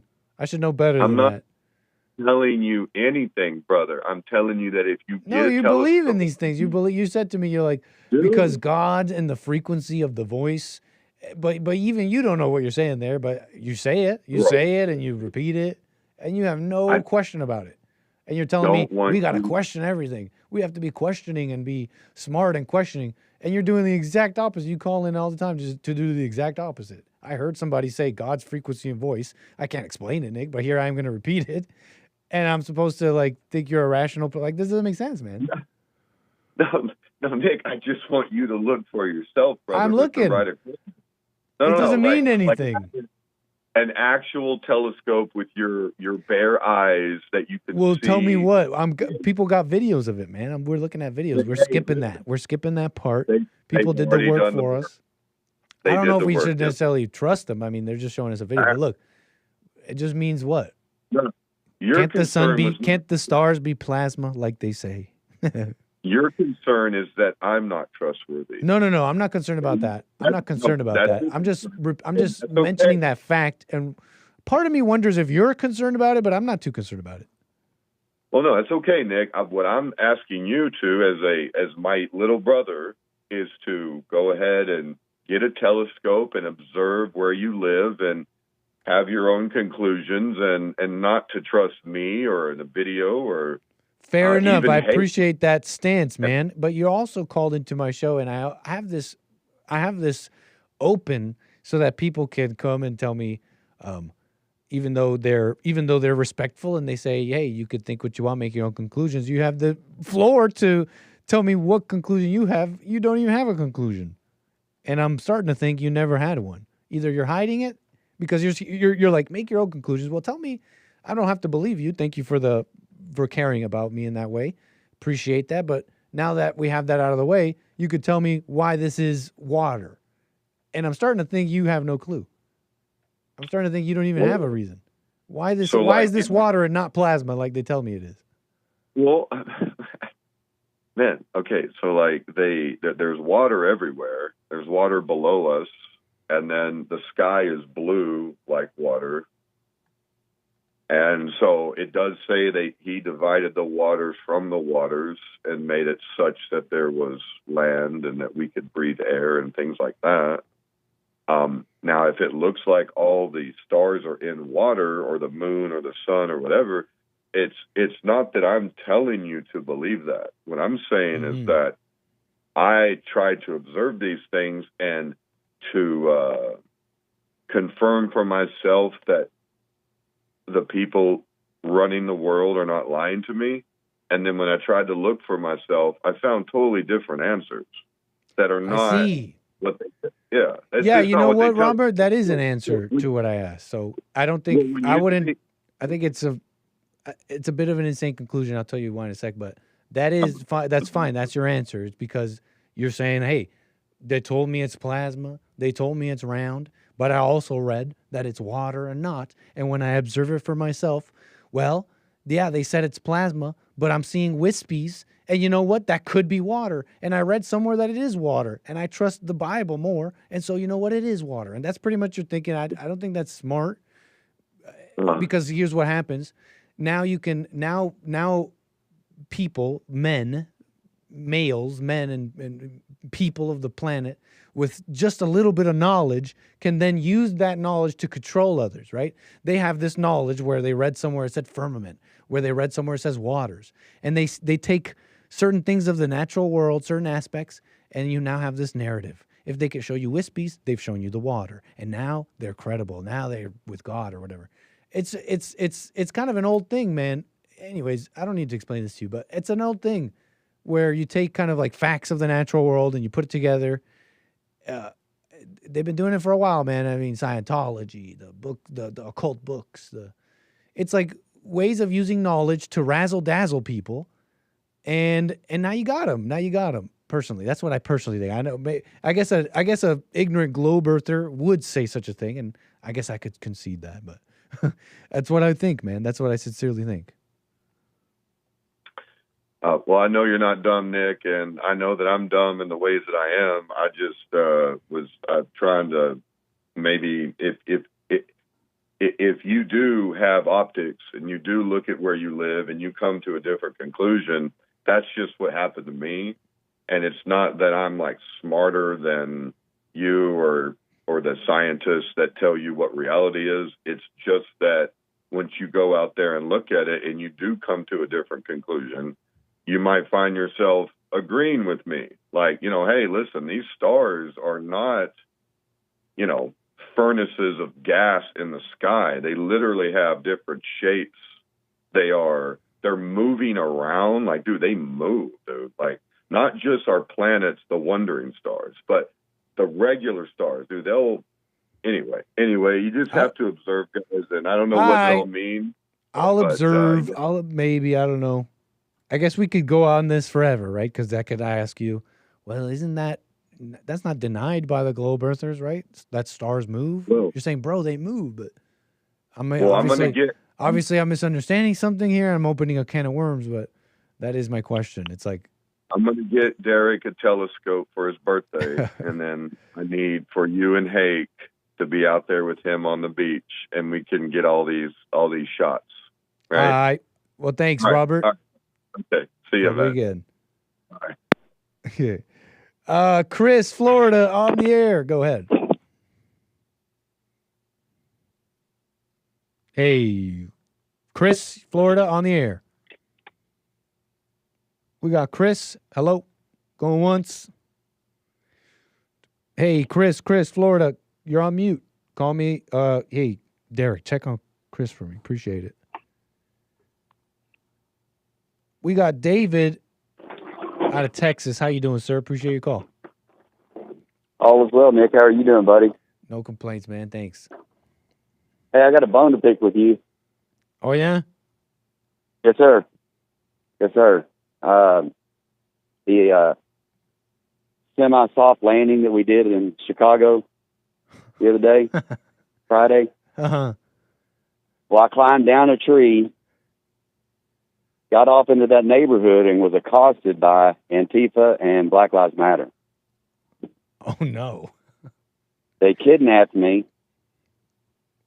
took me to their lair, tried to indoctrinate me, and I narrowly escaped. That's the terrible. FAA has contacted me, and I told them I didn't want to, didn't want any trouble, didn't want to press any charges. American Baby Airlines is the only way to fly. Thank you. But man, I need you to pay a little bit more attention to all those souls on board. That's terrible. That the worst part of the flight to Chicago was not landing on that residential street safely. It's crazy that was not the worst part of the flight. It was being in, it wasn't. I believe, O Block, as they call it, in Chicago. We could have chosen somewhere safer to land, that's for sure. It's a pretty rough hood. We could have worked. We could definitely. Yeah, we could work. Definitely on that. democratically run. That's for sure. You know, David, that's something we could definitely work on. We appreciate all feedback at Anchor Baby Air is actually the ABA. ABA. It's actually Anchor Baby Air. We thought it was a more distinguished name. That's what we went with. Anchor Baby Air. We will have a more silly. We're opening up soon. Definitely a more silly, fun subsidiary. It'll be called Air Baby, but Anchor Baby Air is our more distinguished national airline, kind of more like an American Airlines. I understand. Yeah, but thanks for the support, David. I appreciate that, man.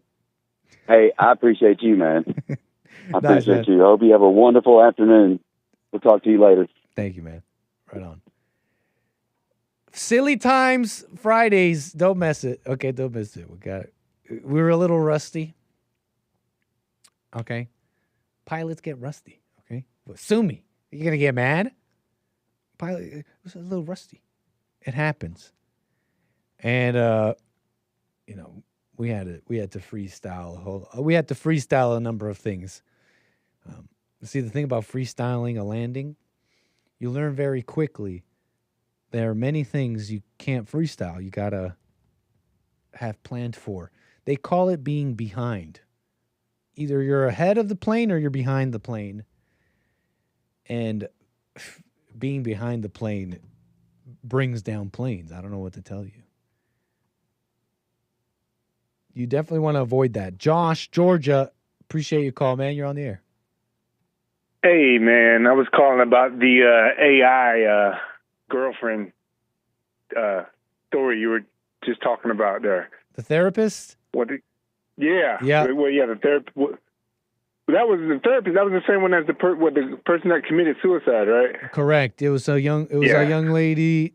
Yep. Turned to ChatGPT for therapy help. Right. Yeah, I could see that happening, man. I'm just thinking about, I guess, the younger generation now, you know. I would say every girl I ever dated, it was really,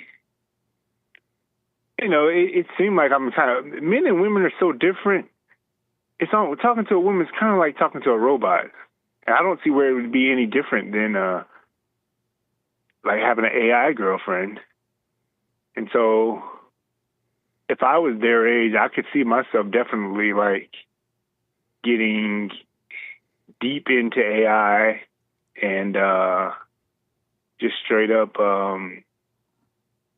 It seems like it's like a death trap. Like it would lead you to deep depression, you know, because it fills a void, but it doesn't fill the void, but it's just like a drug, you know. Mm-hmm. But I guess anything is like that, though. I guess a person could be the same. Maybe it's really no different than, you know, having fake friends and fake relations and interactions with people. You know. That's kind of how I see it, man. Yeah. Yeah. It's probably like this. The person who would find relief, who would just go to ChatGPT to get some information, they would do that. The person who would go to ChatGPT for, you know, a little relief and feel a little better, whatever, will do that. The person who will go to ChatGPT to bounce back deranged ideas and keep that going, will do that. It's just, they would have done that. They were just they were already there. They were already there. If it wasn't ChatGPT, it's some other thing, some other person. It is, though, widely available, so you might put those things on a fast track, in a sense. Yeah, and it's like I go days sometimes without talking to people. You know, I'm solitude a lot, and you do kind of crave interaction with somebody or something, you know. And I guess you can get into that. You can get into a. I don't know. It's this new generation is I don't know. They're gonna be They're going to have different set of vices, you know? It's like Yeah. It's like an extreme story, I think. Yeah. Yeah, because, I mean, a human could do the same thing. Human interaction can... Or guys have committed suicide over breaking up with a girl, too, right? That's true. That's crazy. Yeah. Yeah. But... I mean, it sounded like Sophie was having issues internally, even through the chants, the crying and lying with Harry, the AI therapist. You could see that she was. You could see that clearly. She's right. She's emotionally disturbed here, like for whatever reason, and she's having a tough time with it, right? And not really getting any help from anywhere. Yeah, it's just let's address your feelings with support. I mean, that's what her therapist is saying. That's what her parents are saying. It's not helping. Right, and that seems normal. That's what most, even without AI, that's, most people go to therapy and they prescribe you pills, They don't really talk nothing deep. I guess that's just, that made you be just the world, I want to add to it to kind of support what you're saying here, because it is true. Look, like the world, like you just said, to support what you're saying, I think an AI therapist in this, I'm thinking I'm not thinking of real help. I'm just thinking about whatever the therapy industry is right now, whatever it is, whatever practices they have in place, and whatever they affect positively or negative, the AI would do it better. It would be the best there. Like in that context, it doesn't get emotional. It's not gonna have a bad day where you're coming in looking like, hey, tell me about here's my fourth client. They're telling me about their problems I don't want to hear. The AI would probably sincerely be a better therapist, in that in that respect. Judge less. Yeah, it would be less judgmental. And it would be more effective, because what are these therapists, in my opinion, what they're mostly doing is just giving someone relief, and at times maybe some insight, because it is a person you're talking to and maybe that person has experience. But besides that, I mean, they're geared to giving you like relief and so the AI is going to do that amazingly. Let's be real. So to add to what you're saying there, when you said something like talking to a girl is like talking to a robot, I mean, that's how we interact with each other. Yeah, the AI is going to do that amazingly. That's how we interact with each other. Right. So to add to that, and the way we think and interact, it's just like the ad, like it's just input output. It's just that we have a little bit of an agenda. Right. Humans are more evil. Right. Humans are evil, man. Everybody evil. So I guess maybe AI isn't. Compared to humans, who do you think is more evil? AI or you? It's us. I mean, AI is just us. If I had to take a random human's advice versus a random AI advice, but the AI is the human, kind of technically. Yeah, it's us. It's just not going to get mad and like have a bad day. So.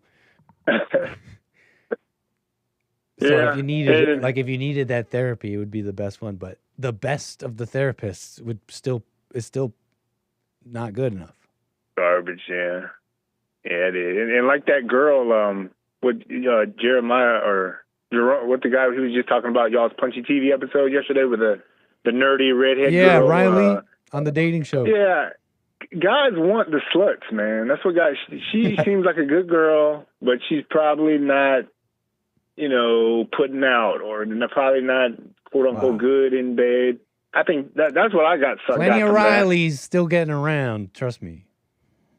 I think so. Yeah, that's what Hate says. You're right. And not even, definitely, probably, I'll say this, probably nowhere near to, if you want to compare to this degree, so to speak. But, I mean, today's casual sex and casual, right? The good girl Riley, and I don't know anything about Riley, but, I've seen them get around a little bit. If you compared, sure, it would be like far less bodies, but that's still a modern thing. I mean, if you ask Jesse, that's still a slut. Yeah, yeah, it is. Good girl. Yeah. Yeah, well, hey, another thing, man. I still have not seen a Waymo, man. Oh no, you have not seen him. I've never He must seen. only be in California. They must be only in L.A. Yeah, because I drove through San Francisco not too long ago, but not like the big cities though. Mm-hmm. So maybe maybe they're only in like urban where y'all are at. Pretty much, I think. Yeah. Which I don't know what that means. I don't know if that's like they're not able to get past there, or it's just a matter of time. Yeah, maybe. But that's AI too, right? So maybe it's, who knows? I don't know if it's fair to say. I don't know. I don't know if it's not considered AI. I don't. Well, because now it's like it sounds like, are you talking about like a language model? And I don't think that's what's going on here. But I really don't know. I really don't know. Yeah, because Elon had the AI or the self-driving semi-truck replicas he was talking about putting out, but I never heard nothing from that. But and FSD has been like a continuously worked on thing. Right. Full self-driving. Right. So, full. That's what FSD means. Okay. Yeah, it's like a tech buzzword to describe the tech behind self-driving, and which I think is materially different from like a language model, which is like the buzzword I know for the umbrella term for the technology behind the AI as we know it, like ChatGPT. Right. So if that helps at all. I see it all as the same. I didn't know there was a difference between AI and FSD and I think like when you peek under the hood, it just thinks differently. So if you wanted to be accurate, it's the same. They're all robots. You're sounding like a racist. You're sounding like a future racist. They're all wire brains. They're all a bunch of wire brains. It's like, bro. Okay, it's like, bro. Seriously, don't be so insensitive. Okay, that's a language model, and that's a self-driving model. It's like they're all the same to me. Right. Yeah, I'm old. I'm a boomer, bro. I'm a boomer. They're gonna call you out on that, and your generatively born brethren. They're gonna police your language. These are, not all of us were born out of a womb. Some are generatively born, and you need to be considerate. That makes me want to go Amish, man. That makes me want to go I'm going full Amish if that that's probably what the future is, man. Yeah. It's time to go off grid when that gets big, Yeah. Yeah.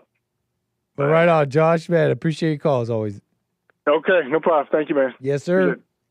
Yes, sir. We got mere minutes here, folks. And I know I usually pretty much go at 55, but we got to be a little bit more on it today. Got stuff to deal with. Okay, folks? JLP's there. JLP's here. He's everywhere. Thank you, Jules Verne. Appreciate that. Thank you so much, everybody. Black Amish would be cool.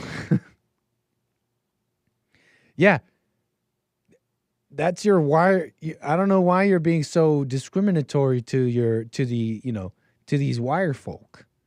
Just because they are of generative descent. Just because they're of generative descent, you're gonna treat people differently. They're still people.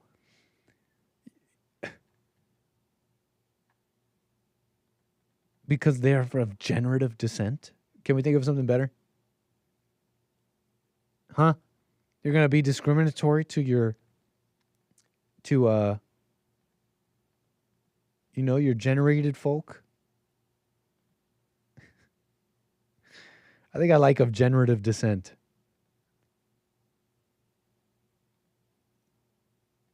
Is that a thing?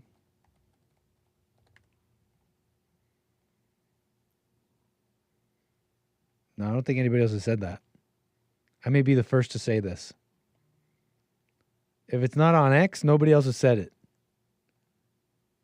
Should I post something about that? Because one of you is going to do that, right? And this matters, right? don't discriminate against those of generative descent. Bigot. Follow me on X at Gorgonzola.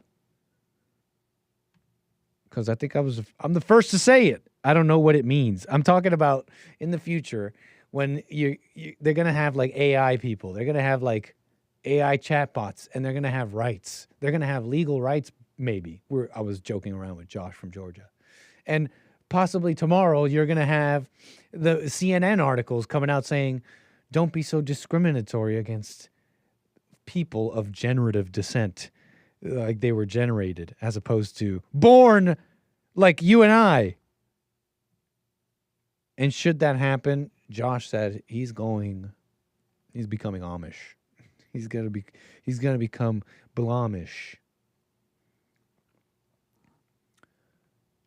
And I may be the first to say of generative descent on X. So that's what that was. Follow me on X at Gorgonzola. What a mess. Okay, let's see here. Do we have time for this? We've got a few minutes here. Maybe we'll get into it tomorrow. Kind of fascinating stuff about tech. Talk about medicine, right? Talk about that a little bit. First of its kind procedure is curing type 1 diabetes. Sorry, I forgot that we don't use Daily Mail in this manner anymore. I almost forgot that we do not use Daily Mail like that anymore. For they are a barely usable website.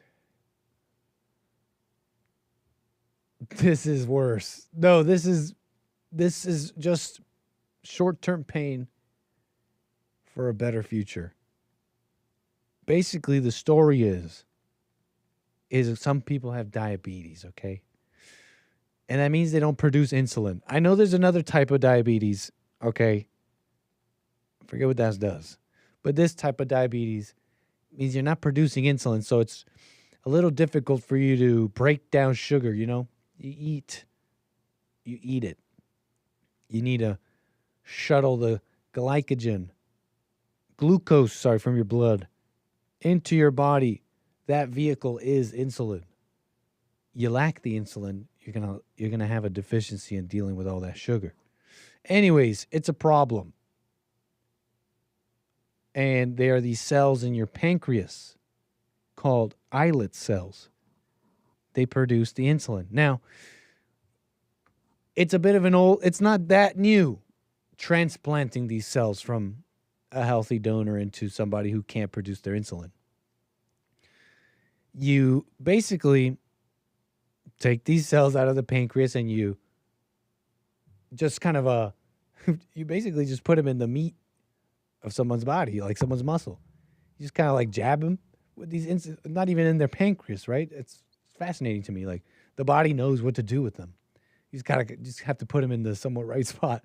Like you just put them in the meat of somebody, inject them with these islet cells. The body is like, okay, we know what to do with this. But it's actually kind of a more complicated story because the body also instantly knows these aren't ours. And so you got to have immunosuppressive drugs. And that's pretty much the bottleneck in the transplanting world. You know, you heard about that little girl getting a heart transplant on the JLP show. It's one of those things, and I'm not a doctor and I'm not really an expert, but I've done a little bit of reading. So I know somewhat familiar with some literature. I like saying that because it sounds more official. But this is basically the big bottleneck, the big, wow, we wish we could transplant organs and have an amazing, that aspect of the medical world be incredible, but it's pretty much just kind of stuck here.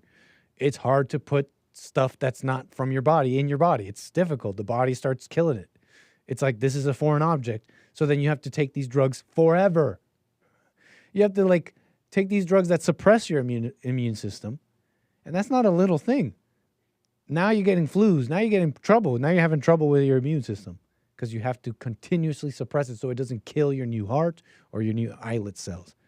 It's pretty much the big block. And it's just a head scratcher. It's just, it's basically what's made transplanting into